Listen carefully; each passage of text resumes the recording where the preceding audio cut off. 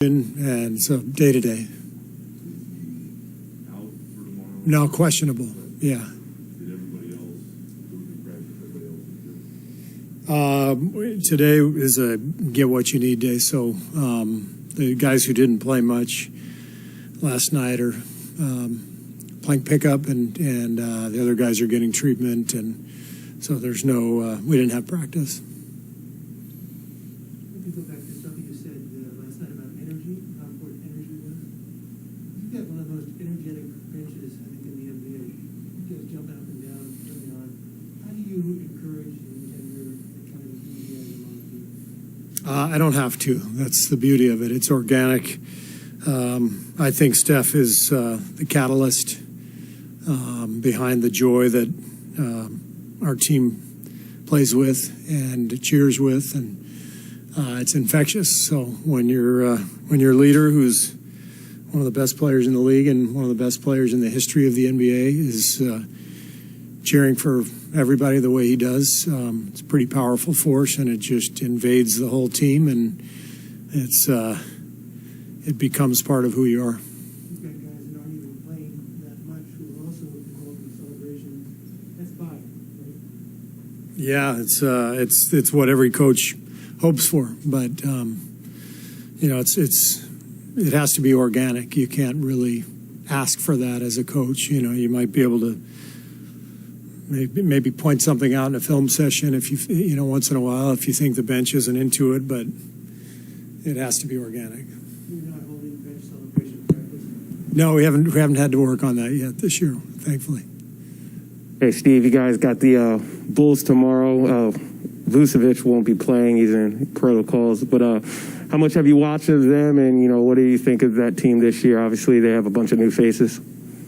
Haven't watched them yet. I'm going to watch them later today. I'll watch some tape and prepare for the game. I've been following them from afar, just, monitoring the standings and their scores. And I know they had an outstanding preseason, which mattered. They've laid a good foundation there. I thought Billy did a great job last year in a lot of ways, just setting up this year. You could feel their improvement a year ago, and now they've added to their talent base, and they've got a really good foundation. So I'm happy for the Bulls. I still cheer for them all these years later. I've got great memories there, of course, from my playing days, and great feelings for the city, and so I'm really happy for the Bulls, and they're becoming a real contender. So it's exciting. Steve, how important is it that your team closes out this homestand on a high note, especially given the strength of schedule you've got coming up?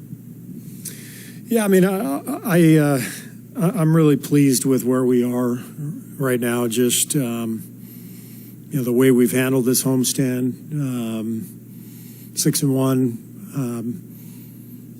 It's a long time to be at home, but our guys have stayed focused and stayed energetic and done a great job. And I remember the first coach I ever had, Cotton Fitzsimmons. He used to talk about the getaway game, how important the getaway game was before you head out on a trip to win that last home game.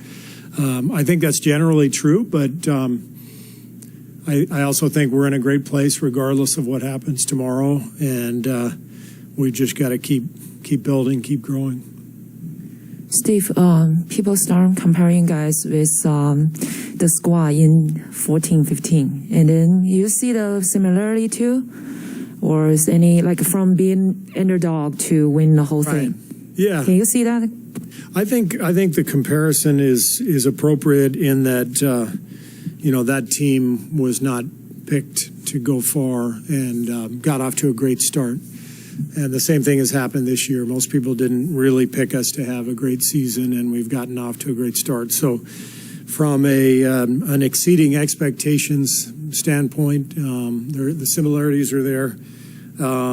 Different teams, different roster makeups. Of course, there are a couple of really important common denominators, a few of them, Steph, Draymond, and Andre, namely, and the style that we established that year has carried over to 7 years later, and not only carried over but evolved. And there's a comfort level under pressure when games are on the line, where Steph and Draymond and Andre know exactly what they're going to do. And so I think that a big part of our success this year is the foundation that was built back in 14, 15, and ever since. So it's fun to just kind of see the whole thing unfold over that span of time. Steve, it's obviously early, but as you say, off to this hot start that a lot of people did not see coming, and maybe you're having a tough time trying to interpret what exactly that means yet. How much time do you think about that, or how much stock do you even put in it, knowing that, all right, it's early, you're maybe out a little further than you would have expected at this time, but are there elements you're seeing already that you can look at and say, I know that this part is sustainable, or maybe this part's a little aberrational? I'm like Arya from Game of Thrones. Like, I have all the names of the media members who picked us to be, outside the playoffs, and I'm just checking off the box. Every time I see one of those guys, I give them a little glare, and they know what that means. But what face will you be wearing when we go? That's what I'm wondering. But nobody knows. The man with no name may know, but nobody else knows.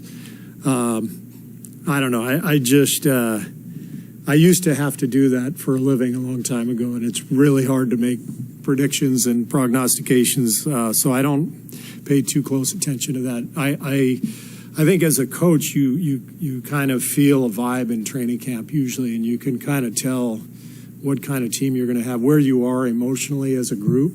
That really matters. 2 years ago we were shattered, literally and figuratively, and even had Steph stayed healthy, there was a feeling in that training camp for me like this is going to be a slog. This year was the exact opposite. It was like, all right, we've been in the mud for the last 2 years, digging our way out. We've got some new additions. We've got the return of Andre. We've got Clay coming back. Training camp felt right. It felt great. We won all 5 games we played. Didn't feel like a mirage. So this start has not really surprised me because it just felt like this was going to be a really good team.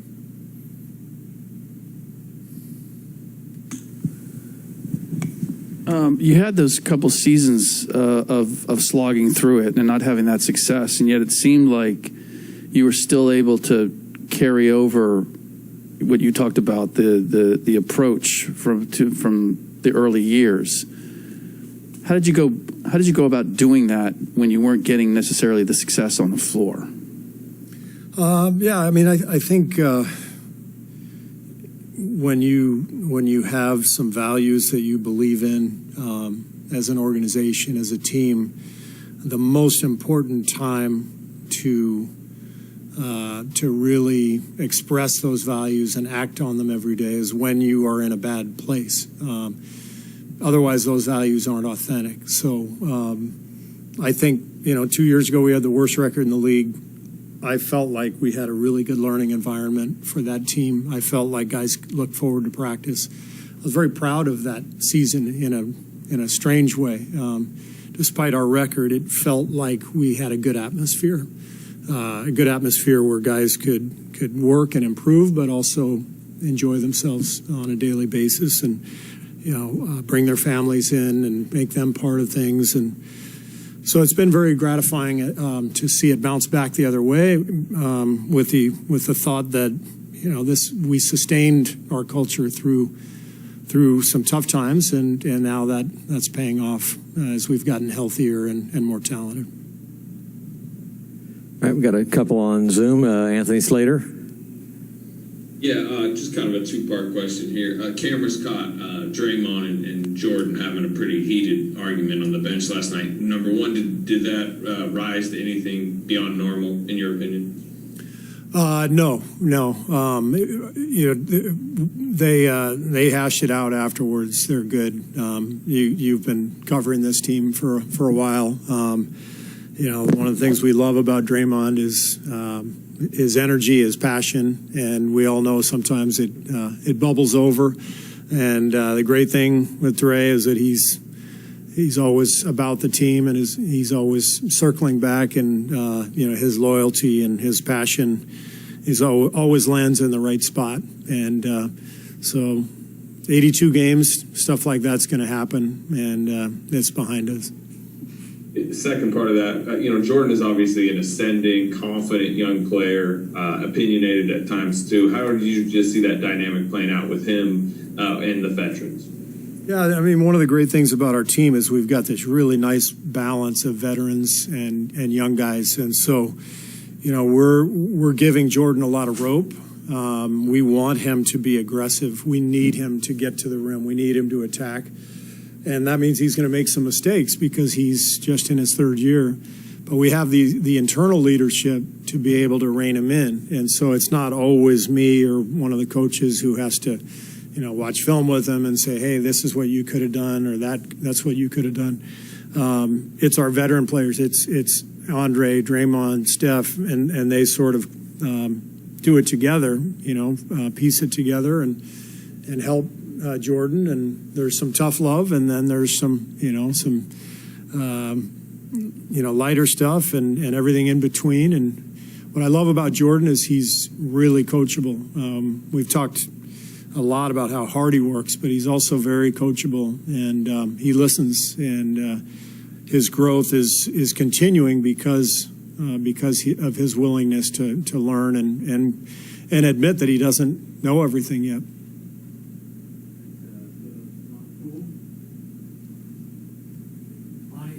Recording stopped.